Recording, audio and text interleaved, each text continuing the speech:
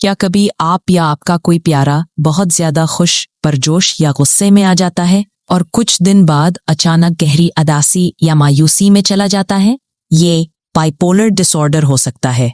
Doctor Abdul Haleem MBBS FCPS अब Australia से online consultancy के जरिए पाकिस्तान भर में ज़हनी सेहत की रहनुमाई फराहम कर रहे हैं।